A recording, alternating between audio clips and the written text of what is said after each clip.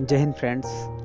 स्वागत है आप सबका आपके अपने यूट्यूब चैनल लॉजिकल स्टडीज में और मैं हूं अंकित। दोस्तों, आज मैं फिर से आप लोगों के बीच राष्ट्रकवि रामधारी सिंह दिनकर द्वारा लिखा गया एक कालजयी खंड काव्य रश्मरथी, जिसका कि मैं प्रथम सर्ग आप लोगों के बीच प्रस्तुत कर चुका हूं। आज उसका मैं सेकंड सर्ग आप लोगों के बीच प्रस्तुत करूंगा। दोस्तों, द्वितीय सर्ग की जो कहानी है वो कुछ ऐसी है कि भृगुपति परशुराम अंगराज कर्ण के जांघ पर अपना सर रख के सो रहे थे। ठीक उसी समय एक कीड़ा कर्ण के पैर पे आता है और वो कर्ण का रक्त चूसने लगता है। कर्ण उसको पहले सीरियसली नहीं लेता है, लेकिन उसको आभास होता है कि वो कीड़ा अंदर धंसता चला जा रहा है, लेकिन कर्ण इसलिए नहीं पैर हिलाता है कि कहीं परशुराम जी की नींद ना उचट जाए। लेकिन कुछ समय बाद जब उसके पैर से रक्त निकलता है, वो परशुराम जी के बदन से टकराता है तो उनकी नींद खुल जाती है। और परशुराम जी कर्ण से क्रोधित होकर पूछते हैं वो कौन है। कर्ण अपना जब परिचय दे देता है कि वो ब्राह्मण नहीं एक सूत पुत्र है, तो क्रोधित होकर परशुराम जी अपना सिखाया हुआ ब्रह्मास्त्र कर्ण से वापस ले लेते हैं। इसी कहानी को हम राष्ट्रकवि दिनकर द्वारा रचित रश्मरथी में किस प्रकार वर्णित है उसको मैं प्रस्तुत करता हूँ। शीतल विरल एक कानन शोभित अधिक्या के ऊपर, कहीं उस प्रस्तवर्ण चमकते झरते कहीं शुभ निर्झर। जहाँ भूमि समतल सुंदर है नहीं दिखते हैं पाहन, हरियाली के बीच खड़ा है विस्तृत एक उटज पावन। आस पास कुछ कटे हुए पीले धनकेत सुहाते हैं, सशक मूस गिलहरी कबूतर घूम घूम कण खाते हैं। कुछ तंद्रे अलसित बैठे हैं, कुछ करते शिशु का लेशन, कुछ खाते शाकल्य देखते बड़े तुष्ट सारे गोधन।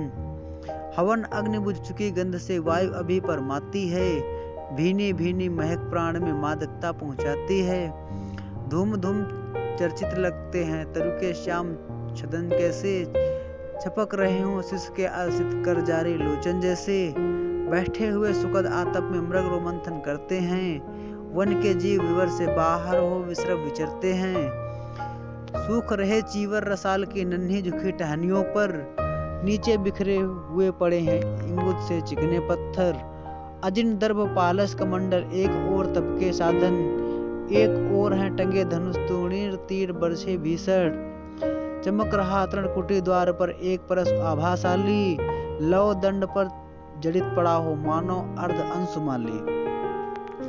श्रद्धा बढ़ती अजिन दर्भ पर परस देख मन डरता है, युद्ध शिविर या तपोभूमि या समझ नहीं कुछ पड़ता है। हवन कुंड जिसका या उसके ही है ये धनुष कुठार, जिस मुनि की या श्रवा उसी की कैसे हो सकती तलवार। आई है वीरता तपोवन में क्या पुण्य कमाने को, या संन्यास साधना में है दैविक शक्ति बढ़ाने को। मन ने तन का सिद्ध यंत्र अथवा शस्त्रों में पाया है, या कि वीर कोई योगी से युक्त सीखने आया है। परस और तप ये दोनों वीरों के ही होते श्रृंगार, क्लीव न तो तप ही करता है ना तो उठा सकता तलवार। तब से मनुष्य दिव्य बनता है, खड़ग विशाल से लड़ता है, तन की समर भूमि में लेकिन काम खड़ग ही करता है। किंतु कौन नर तपोनिष्ठ है यहाँ धनुष धरने वाला, एक साथ यज्ञ और अस की पूजा करने वाला। कहता है इतिहास जगत में हुआ एक ही नर ऐसा, रण में कुटिल काल संक्रोधी तप में महासूर जैसा। मुख में वेद पीठ पर तर्कस कर में कठिन कुसार विमल, साप और सर दोनों ही थे जिस महान ऋषि के संबल। यह कुटीर है उसी महामुनि परशुराम बलशाली का, भृगु के परम पुनीत वंशधर वृति वीर प्रणपाली का। हाँ वही कर्ण की जांघों पर अपना मस्तक धरकर सोए हैं तरुवर के नीचे आश्रम से किंचित हटकर। पत्तों से छन छन कर मीठे धूप माघ की आती है, पड़ती मुन की थकी देह पर और थकान मिठाती है। कर्ण मुग्ध हो भक्ति भाव से मग्न हुआ सा जाता है, कभी जटा पर हाथ फेरता कभी पीठ सहलाता है। चढ़े नहीं चींटियां बदन पर, पड़े नहीं तृणपात कहीं, कर्ण सजग है उचट जाए गुरुवर की कच्ची नींद नहीं। वृद्ध देह तप से क्रसकाया उस पर आयुध संचालन, हाथ पड़ा श्रम भार देव पर असमय यह मेरे कारण। किंतु वृद्ध होने पर भी अंगों में है क्षमता कितनी, और रात दिन मुझ पर भी दिखलाते है ममता कितनी। कहते हैं ओ वत्स पुष्टि पर भोग न तू यदि खाएगा, मेरे शिक्षण की कठोरता को कैसे सह पाएगा। अनुगामी यदि बना कहीं तो खान पान में भी मेरा, सुख जाएगा लहू बचेगा हड्डी भर ढांचा तेरा।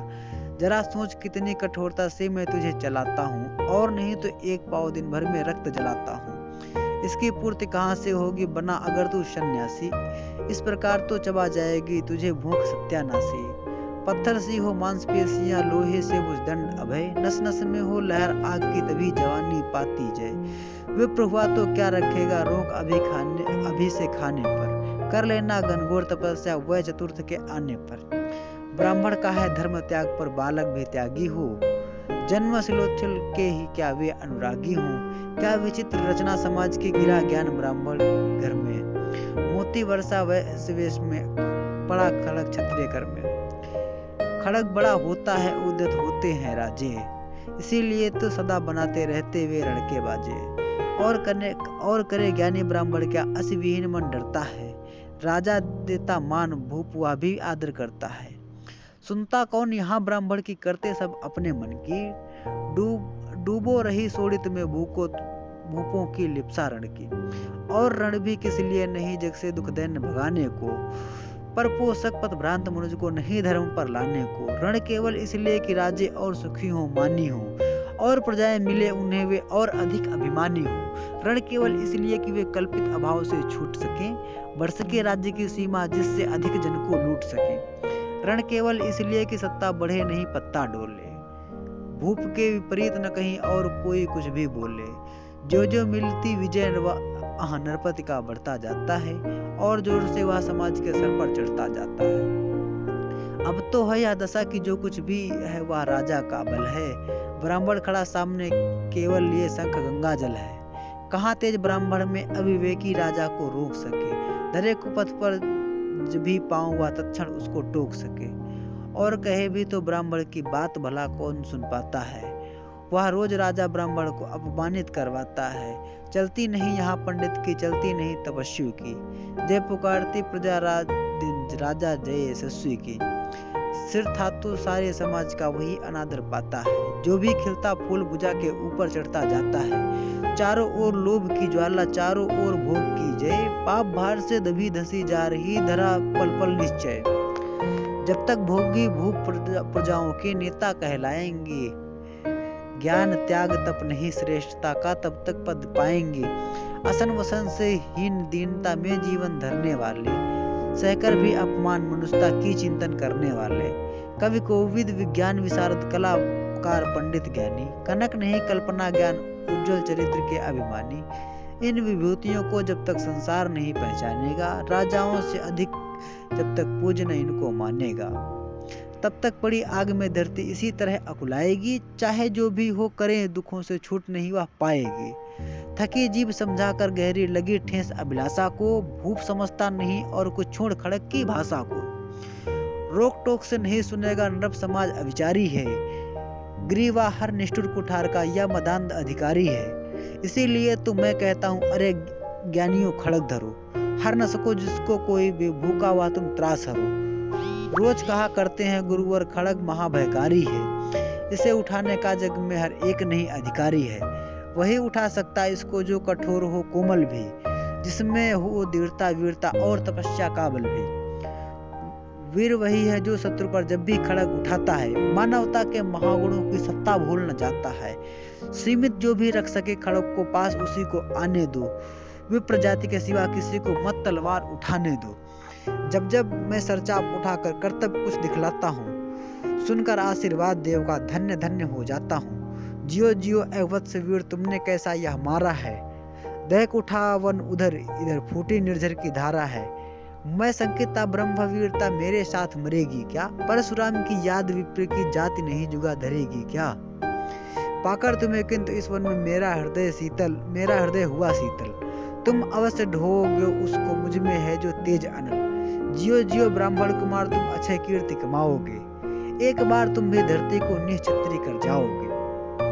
निश्चय तुम ब्राह्मण कुमार हो कवच और कुंडल धारी, तब कर सकते और पिता माता किसके इतना भारी।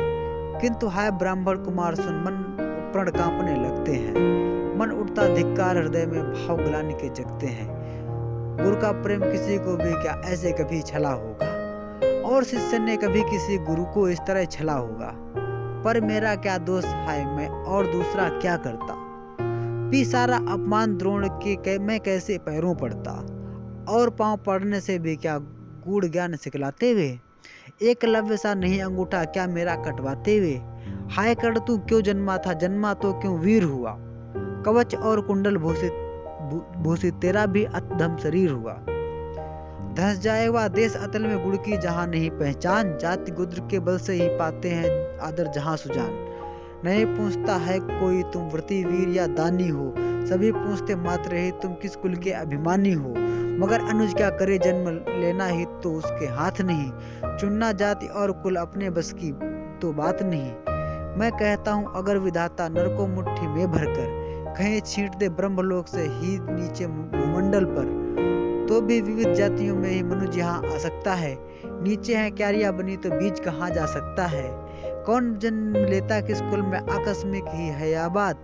छोटे कुल पर किंतु यहाँ भी होते हैं कितने आघात। हाय जाति छोटी है फिर भी सभी हमारे गुण खोटे। जाति बड़ी तो बने रहे वो लाख रहे चाहे छोटे। गुरु को लिए कर्ण चिंतन में था जब मग्न अचल बैठा, तभी एक विष कीट कहीं से आसन के नीचे बैठा। वज्र दंष्ट वा लगा कर्ण के उर को कुतर कुतर खाने, और बनाकर छिद्र मांस में मंद मंद भीतर जाने। कर्ण विकल हो उठा दुष्ट भौरे पर हाथ पड़े कैसे, बिना हिलाए अंग कीट को किसी तरह पकड़े कैसे। पर भीतर उस धसे कीट तक हाथ नहीं जा सकता था, बिना हुटाए पांव कर्ण शत्रु को कर्ण नहीं पा सकता था। किंतु पांव के हिलते ही गुरुवर की नींद उचट जाती। सहम गए या सोच कर्ण की भक्तिपूर्ण विवल छाती। उसने सोचा अतः कीट या रक्त पिए पीने दूंगा, गुरु की कच्ची नींद तोड़ने का वह पाप नहीं लूंगा। बैठा रहा अचल आसन से कर्ण बहुत मन को मारे, आह निकाले बिना शीलक की सहनशीलता को धारे। किंतु लहू की गर्म धार को सहसा आन लगी तन में। परशुराम जग पड़े रक्त को देख हुए विस्मित मन में, कर्ण झपट कर उठा इंगितों में गुरु से आज्ञा लेकर। बाहर किया कीट को उसने छत्र से उंगली को देकर। परशुराम बोले शिव से तूने यहाँ की मूर्खता बड़ी, सहता रहा अचल जाने कब से ऐसी वेदना कड़ी। तनिक ले जाकर कहा करने नहीं अधिक पीड़ा मुझको, महाराज क्या कर सकता है यह छोटा कीड़ा मुझको। मैंने सोचा हिला डुला तो वृथा आप जग जाएंगे, क्षण भर को विश्राम मिला तो नाहक उसे गवाएंगे। निश्चय बैठा रहा सोचा कीट स्वयं उठ जाएगा, छोटा सा है जीव मुझे कितनी पीड़ा पहुंचाएगा। पर या तो भीतर धंसता ही गया, मुझे हैरान किया। लज्जित हूँ इसलिए कि सब कुछ स्वयं आपने देख लिया। परशुराम गंभीर हुए सोचने लगे क्या मन में, फिर सहसा क्रोधाग्नि भभक उठी उनके तन में। दांत पीस कर आंखें तरे कर बोले कौन छली है तू, ब्राह्मण या किसी और अभिजन का पुत्र बलि है तू। सहनशीलता को अपना कर ब्राह्मण कभी नहीं जीता है, किसी लक्ष्य के लिए नहीं अपमान हलाहल पीता है। सह सकता जो कठिन वेदना पी सकता अपमान वही, बुद्धि चलाती जिसे तेज कर सकता बलिदान वही। तेज पुंज ब्राह्मण तिल तिल कर जले नहीं या हो सकता, किसी दशा में भी स्वभाव हुआ अपना कैसे खो सकता। कसक भोगता हुआ विप्र निश्चल कैसे रह सकता है, इस प्रकार की चुभन वेदना क्षत्रिय ही सह सकता है। तू अवश्य क्षत्रिय है पापी बता नहीं फल पाएगा, परशुराम के कठिन श्राप से अभी भस्म हो जाएगा। क्षमा क्षमा हे क्षमा दया में, गिरा कर्ण गुरु के पद पर। मुख विकर्ण हो गया अंग कांपने लगे भय से थर थर। सूत पुत्र मैं शुद्ध कर्ण हूँ, करुणा का अभिलाषी हूँ। जो भी हूँ पर देव आपका अनुचर अंतेवासी हूँ। छली नहीं मैं हाय किंतु छलका ही तो यह काम हुआ। आया था विद्या संचय को किंतु व्यर्थ बदनाम हुआ। बड़ा लोभ था बनु शिष्य में कार्तवीर के जेता का, तपोदीप्त सूरमा विश्व के नूतन धर्म प्रणेता का। पर शंका थे मुझे सत्य का अगर पता पा जाएंगे, महाराज मुसूत पुत्र को कुछ भी नहीं सिखाएंगे। दोस्तों आगे कर्ण के साथ क्या होता है उसको सुनते रहिए। सूत पुत्र मैं शूद्र कर्ण हूँ, करुणा का अभिलाषी हूँ। जो भी हूँ पर देव आपका अनुचर अंतेवासी हूँ। छली नहीं मैं हाय किंतु छलका ही तो काम हुआ। आया था विद्या संचय को किंतु व्यर्थ बदनाम हुआ। बड़ा लोभ था बनु शिष्य में कार्तवीर्य के जेता का, तपोदीप्ति सुरमा विश्व के नूतन धर्म प्रणेता का। पर शंका थी मुझे सत्य का, अगर पता पा जाएंगे महाराज मुझ सूत पुत्र को कुछ भी नहीं सिखाएंगे। बता सका मैं नहीं इसी से प्रभु जाति अपनी छोटी, करें देव विश्वास भावना और नहीं थी कोई खोटी। पर इतने से भी लज्जा से हाय गड़ा सा जाता हूँ, मारे बिना हृदय में अपने आप मरा सा जाता हूँ। जल से पाना मान जगत में कुलसित है मल ही तो है, ऊंचा बना आपके आगे सचमुच यह छल ही तो है। पाता था सम्मान आज तक दानी वृत्ति बलि होकर, अब जाऊंगा स्वयं गुरु के सामने छली होकर। करें भस्म ही मुझे देव सम्मुख है मस्तक नत मेरा, एक कसक रह गई नहीं पूरा जीवन का व्रत मेरा। गुरु की कृपा साप से जलकर अभी भस्म हो जाऊंगा, परमदाद अर्जुन का मस्तक देव कहाँ मैं पाऊंगा। यह तृष्णा या विजय कामना मुझे छोड़ क्या पाएगी, प्रभु अतृप्त वासना मरे पर भी मुझको भरमाएगी। दुर्योधन की हार देवता कैसे सहन करूंगा मैं, अभय देख अर्जुन को मरकर ही तो रोज मरूंगा मैं। परशुराम का शिष्य कर्ण पर जीवन दान न मांगेगा, बड़ी शांति के साथ चरण को पकड़ प्राण निस्त्यागेगा। प्रस्तुत हूँ दे साप किंतु अंतिम सुख तो यह पाने दे, इन्हीं पाद पद्मों के ऊपर मुझको प्राण गंवाने दे। लिपट गया गुरु के चरणों में से विकल कर्ण इतना कहकर, दो कड़िकाएं गिरी असुर के गुरु की आंखों से बहकर। बोले हाय कर्ण तू ही तो प्रतिभट अर्जुन का नामी है, निश्चल सखा धृतराष्ट्रों का विश्व विजय का कामी है। अब समझा किस लिए रात दिन तू वैसा श्रम करता था, मेरे शब्द को मन में सीपी सा धरता था। देखें अगणित शिष्य द्रोण को भी कर्तव्य को सिखलाया, पर तुझसा जिज्ञासु आज तक कभी नहीं मैंने पाया। तूने जीत लिया था मुझको निज पवित्रता केवल से, क्या था पता लूटने आया है कोई मुझको छल से। किसी और पर नहीं किया वैसा स्नेह मैं करता था, सोने पर भी धनुर्वेद का ज्ञान कान में भरता था। नहीं किया कार्पण दिया जो कुछ था मेरे पास रतन, तुझमें निज को सौंप शांत हो अभी अभी प्रमुदित था मन। पापी बोल अभी भी मुख से तू न सूत रथ चालक है, परशुराम का शिष्य विक्रमी विप्रवंश का पालक है। सूत वंश में मिला सूर्य सा कैसे तेज प्रबल तुझको, किसने लाकर दिए कहाँ से कवच और कुंडल तुझको। सुत सा रखा जिससे उसको कैसे कठोर हो मारूं मैं, जलते हुए क्रोध की ज्वाला लेकिन कहाँ उतारूं मैं। पद पर बोला कर्ण दिया था जिसको आंखों का पानी, करना होगा ग्रहण उसी को अनल आज है गुरु ज्ञानी। बरसाइए अनल आंखों से सिर पर उसे संभालूंगा, दंड भोग कर जल मुनि छलका पाप छुड़ा लूंगा। परशुराम ने कहा कर्ण तू वेद नहीं मुझको ऐसे, तुझे पता क्या सता रहा है मुझको असमंजस कैसे। पर तूने छल किया दंड उसका अवश्य ही पाएगा, परशुराम का क्रोध भयानक निष्फल कभी न जाएगा। मान लिया था पुत्र इसी से प्राण दान तो देता हूँ, पर अपनी विद्या का अंतिम चरम तेज हर लेता हूँ। सिखलाया ब्रह्मास्त्र तुझे जो काम नहीं वह आएगा, हाय या मेरा श्राप समय पर उसे भूल तू जाएगा।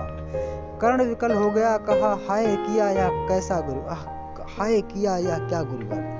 दिया साप अत्यंत निदारुण लिया नहीं क्यों जीवन भर, वर्षों की साधना साथी प्राण नहीं क्यों लेते हैं। अब किस सुख के लिए मुझे धरती पर जीने देते हैं। परशुराम ने कहा कर्ण यह साप अटल है सहन करो, जो कुछ मैंने कहा उसे सिर पर ले सादर वहन करो। इस महेंद्र गिर पर तुमने थोड़ा नहीं कमाया है, मेरा संचित निखिल ज्ञान तुमने मुझसे ही पाया है। रहा नहीं ब्रह्मास्त्र एक, इससे क्या आता जाता है। एक शस्त्र बल से न वीर कोई सब दिन कहलाता है। नई कला नूतन रचनाएं, नई सूझ नूतन साधन, नए भाव नूतन उमंग से वीर बने रहना नूतन। तुम तो स्वयं दीप्त पौरुष हो कवच और कुंडल धारी, इनके रहते तुम्हें जीत पाएगा कौन सुभट भारी। अच्छा लो वर भी कि विश्व में तुम महान कहलाओगे, भारत का इतिहास कीर्ति से और धवल कर जाओगे। अब जाओ लो विदा वत्स कुछ कड़ा करो अपने मन को, रहने देते नहीं यहाँ हम अभिषिक्त किसी जन को। हाय छीनना पड़ा मुझे को दिया हुआ अपना ही धन, सोच सोच कर बहुत विकल हो रहा न जाने क्यों मन। व्रत का पर निर्वाह कभी ऐसे भी करना होता है, इस कर से जो दिया उसे उस कर से हरना होता है। अब जाओ तुम कर्ण कृपा करके मुझको निसंग करो, देखो मतियों सजल दृष्टि से व्रत मेरा मत भंग करो। आह बुद्धि कहती थी ठीक था जो कुछ किया, परंतु हृदय मुझसे कर विद्रोह तुम्हारा मना रहा जाने क्यों जाए। अनायास गुणशील तुम्हारे मन में उगते आते हैं, भीतर किसी असर गंगा में मुझे बोर नहलाते हैं। जाओ जाओ कर्ण मुझे बिल्कुल असंग हो जाने दो, बैठ किसी एकांत कुंज में मन को स्वस्थ बनाने दो। भय है तुम्हें निराश देख छाती कहीं न फट जाए, फिरा न लूं अभिशाप पिघल कर वाणी कहीं न उलट जाए। इस प्रकार कह परशुराम ने फिरा लिया आनंद अपना, जहां मिला था वहीं कर्ण का बिखर गया प्यारा सपना। छूकर उनका चरण कर्ण ने अर्ध असुर का दान किया, और उन्हें जी भर निहार कर मंद मंद प्रस्थान किया। परशुधर के चरण की धूल लेकर अपने हृदय की भक्ति देकर, निराशा से विकल टूटा हुआ सा, किसी गिर श्रृंगार छूटा हुआ सा, चला खोया हुआ सा कर्ण मन में, जैसे चांद चलता हो गगन में। जय हिंद दोस्तों, विदा लेता हूँ मैं। ये हमारा द्वितीय सर्ग कुछ खत्म होता है यहाँ से। अब हम द्वितीय सर्ग कुछ नहीं, पूरी तरह से खत्म होता है, और मैं चलता हूँ और जल्द ही मिलता हूँ स्मृति के तीसरे सर्ग के साथ।